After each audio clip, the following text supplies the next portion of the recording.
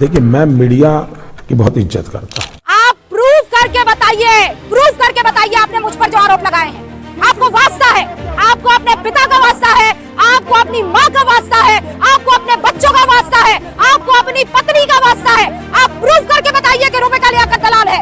आप प्रूफ करके बताइए कि रुपए का लियाकत दलाल है। बेशरम आदमी, प्रूफ करके बताइए आप मुझे।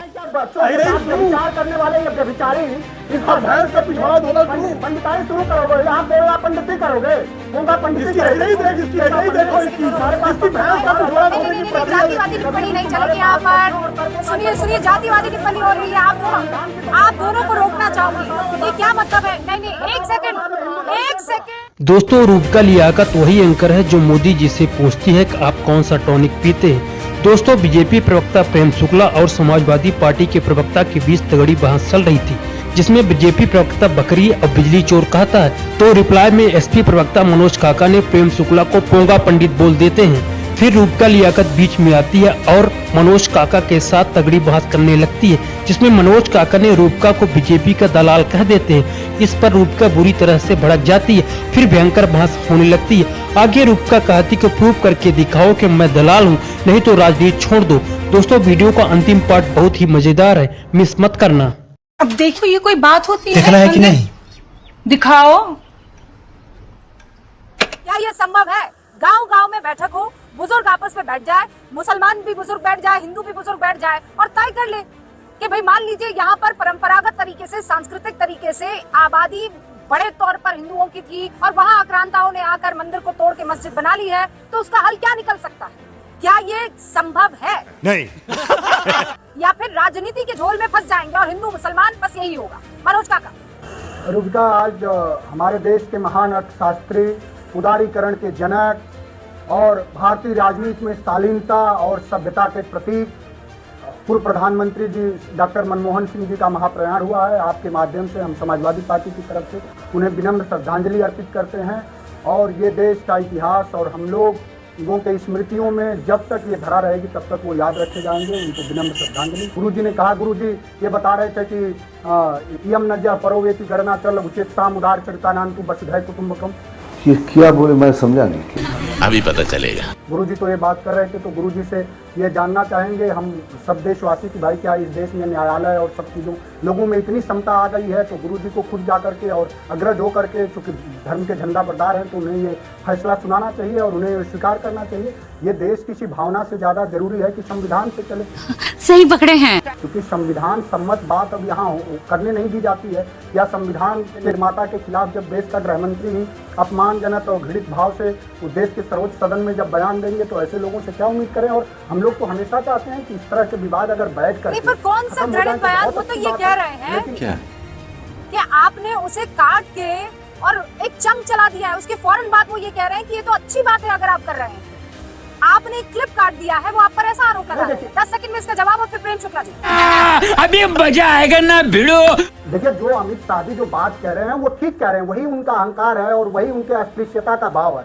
वो कोई नया काम नहीं कर रहे हैं। वही काम सावरकर, गोलवरकर, श्यामा प्रसाद मुखर्जी कर रहे थे जब बाबा साहब हिंदू कोड बिल लाए। वही काम उत्तर प्रदेश में योगी आदित्यनाथ करते हैं कि एक पिछड़े तबके से कोई मुख्यमंत्री बनता है तो उसका घर धुलवाया जाता है। वही काम नरेंद्र मोदी करते हैं कि देश के संसद भवन का निर्माण होगा और संसद के तीनों सदनों का जो पदासीन होगा, सीधे आरोप आप पर लगाए जा रहे हैं, जवाब दे दीजिए।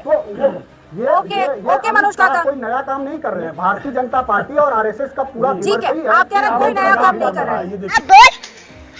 रूबिका जी, आरोप लगा कौन रहा है?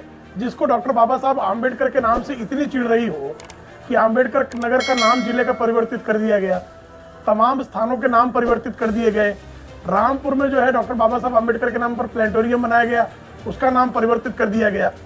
और 2003 से लेकर 2007 और 2012 से लेकर 2017 बोल इनके शासनकाल में SC/ST एट्रोसिटी एक्ट के तहत दलितों के सर्वाधिक पीड़न का रिकॉर्ड कायम हुआ। सुश्री मायावती जो इस उत्तर प्रदेश की प्रथम दलित मुख्यमंत्री बनी, किस तरह से उनका चीरहरण किया गया समाजवादी के गुंडों के हाथों। डॉक्टर बाबा साहब आम्बेडकर को सच्ची श्रद्धांजलि तो यही थी इनके दृष्टि में। तो अब इनके बारे में इन पर क्या बातें की जाए? आज मुद्दे की बात करते हैं और ये रोज यही तोता रटन तो इनके पास एक टिप्पणी याद करें, इनके सपा के प्रवक्ताओं ने सबने एक एक टिप्पणी याद रखी है। आप किसी डिबेट में बुलाइए, अगर उस टिप्पणी के बाहर आप कभी भी आप रिवाइज करके रिवाइंड करके इनकी टिप्पणियों को देख लीजिए, उन 10 वाक्यों के अलावा कोई नई बात कहते हो तो बताइएगा, तो उसका जवाब भी दिया जाए। हमको प्रगति के मार्ग पर भी चलना है, लेकिन बच्चों के हाथ में पत्थर नहीं पकड़ाने हैं। पत्थर पकड़ाने वालों के खिलाफ तो सरकार कार्रवाई करने में विलंब क्यों कर रही है? सरकार कार्रवाई करेगी जिस दिन उनकी गिरफ्तारी की आवश्यकता होगी। जियाउद्दीन रहमान बर्क बिजली चोर कारगर जो है वो निश्चित तौर पर जो है कारागार में होगा। बकरी चोर जो है वो कारागार में गया, बिजली चोर भी जाएगा। किसी बकरी चोर बिजली चोर को जो है कानून बख्शता नहीं है। एक लाइन में जवाब दे दो। 10 जवाब दीजिएगा। लेकिन चूंकि समाजवादी पार्टी के दोनों नेताओं की तरफ सीधी तीखी टिप्पणी हुई, अब गर्दा उड़ेगा भैया। देखिए उसका मैं जवाब दे देता हूँ। जिस तरह के शब्दों का आपका प्रयोग हो रहा है, जिस तरह के आप प्रयोग हो रहा है, बड़े चोर और सबसे बड़े पंडित है ना, जो पोंगा पंडित है, जिनके पास शब्दों का अभाव होता है, शब्दों मालिक मैन है, चिन्मयानंद आदर्श मानते हैं, पिछड़ों के बच्चों कोई इनसे सीखे। भैंस का पिछवाड़ा होना शुरू, पंडिताई शुरू करोगे, यहाँ पोंगा पंडित करोगे, पोंगा पंडित इसकी देखो इसकी भैंस का पिछवाड़ा होने की जातिवादी टिप्पणी नहीं चलेगी यहाँ पर। सुनिए जातिवादी टिप्पणी हो रही है। आप दोनों को रोकना चाहूंगी। ये क्या मतलब है? नहीं, एक सेकंड। दोस्तों यहाँ पर पहले प्रेम शुक्ला ने जातिगत टिप्पणी की, फिर मनोज काका ने, लेकिन डूबका लियाकत मनोज काका पर गुस्सा हो रही है, इसलिए विपक्षी पार्टी वाले न्यूज एंकरों को दलाल और गोदी मीडिया कहते हैं। अब वीडियो पे आते हैं। उधर देखो, उधर पोंगा पंडित का क्या मतलब है? उन्होंने क्या किसी मौलवी या मौलाना को गाली दी है? मुझे ये बताइए। नहीं मनोज काका, पहले आप मेरे सवाल का जवाब दीजिए। अरे बाबा साहिब की बात कीजिएगा, पहले ये बताइए। नहीं, क्या मतलब है पोंगा पंडित का? क्या मतलब है पोंगा पंडित का? आपको माफी मांगनी चाहिए। हाँ बेटा, आपकी इतनी हिम्मत है कि आप किसी मौलाना के लिए ऐसी बात कर पाए? आप कह पाएंगे किसी मौलाना को पाखंडी? आप कह पाएंगे किसी मौलाना को पाखंडी? उन्होंने किसी भी धर्मगुरु को, किसी भी जाति को लेकर बदतमीजी मत कीजिए मनोज काका, बदतमीजी मत कीजिए। अपनी हैसियत में रहिए, अपनी जुबान काबू में रखिए। आप समझे? आप दलाली करते होंगे आप। खबरदार जो मेरी इंटेग्रिटी पर सवाल उठाया है, आपको शर्म आनी चाहिए। कभी किसी पंडित को कुछ कह देते हैं, कभी किसी महिला की आबरू के साथ आप कुछ भी आपकी मर्जी में आएगा, सिर्फ ये 2-4 लाइक्स और रीट्वीट के लिए। शर्म कीजिए आप, शर्म। यहाँ सीधे साधी बात चल रही है, किस बात को लेकर आपको आपत्ति हो गई और हुई है तो आप माफी मांगिए।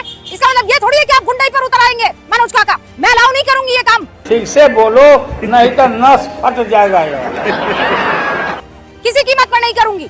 तमीज से बहस चल रही है, तमीज से बहस चल रही है। क्या आप बदतमीजी करेंगे और मैं आपकी आवाज चलाऊंगी? बिल्कुल नहीं करूंगी। आप बदतमीजी नहीं करेंगे, आप बदतमीजी नहीं करेंगे मनोज काका। खबरदार, मैं आप पर डेफेमेशन केस ठोकूंगी, याद रखिएगा। क्या मतलब है दलाली का? आप मुझे प्रूव करके बताइए, आप प्रूव करके बताइए, आप प्रूव करके बताइए। तू है, तेरे को पता नहीं है लेकिन तू है।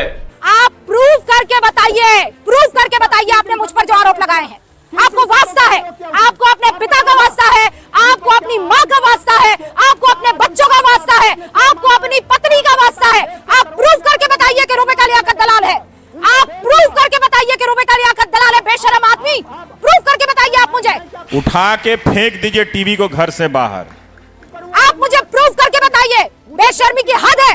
आप मुझे पर्सनली ये बात जानते हैं। सिर्फ अपने ओछे गंदे लाइक्स और ट्वीट्स के लिए आप इस तरीके से मेरे ऊपर आरोप लगा रहे हैं। मैं आपको माफ नहीं करूंगी, किसी कीमत पर नहीं करूंगी। क्या धार्मिक उन्माद आप बुला रहे हैं? पोंगा पंडित, धार्मिक उन्माद आप फैला रहे हैं। रुकिए आप। हाँ तो फिर आप बात कीजिए ना। डिबेट आपको किस बात पर आग लग गई है? प्रॉब्लम इसी बात को लेकर आती है। तहसीन पुरा वाला सीधा कह देते दलाल है, सीधा कह देते बिके हुए हैं, सीधा कह देते हैं कि ये करते हैं। आरोप किसी चीज का लगाते हैं तो प्रूफ होना चाहिए। मैं चैलेंज कर रही हूँ, प्रूफ करके दिखाओ। मनोज काका, चैलेंज है रुबेका लियाकत का, प्रूफ करके बताओ। बस शब्दों को फेंकते रहते हैं। मर्यादा नाम की कोई चीज नहीं है, बदतमीजी की कोई हद होती है। ये तुम लोगों का अगर तो जेन्युइन फंबल है तो तुम लोगों की चाटुकारिता, तुम्हारी दलाली पे लानत है। और अगर ये तुम लोगों का कोई घटिया पब्लिसिटी स्टंट है तुम्हारी गिरती टीआरपी की पीआर मैनेज करने के लिए, तो फिर तुम लोगों की पत्रकारिता पे लानत है। लेकिन लानत तो है तुम लोगों पे। मैं कह रही हूँ प्रूव करो, वरना राजनीति छोड़ देना मनोज काका, राजनीति छोड़ देना मनोज काका। अगर प्रूव कर दो तो राजनीति ना प्रूव ना कर सको तो राजनीति छोड़ देना। छोटी बात नहीं कर रही हूँ मैं, छोटी बात नहीं कर रही हूँ। जानते हो आप पर्सनली मुझे बदतमीजी बदतमीजी आप किस तरह की पत्रकारिता करवाते थे मैं जानती हूँ।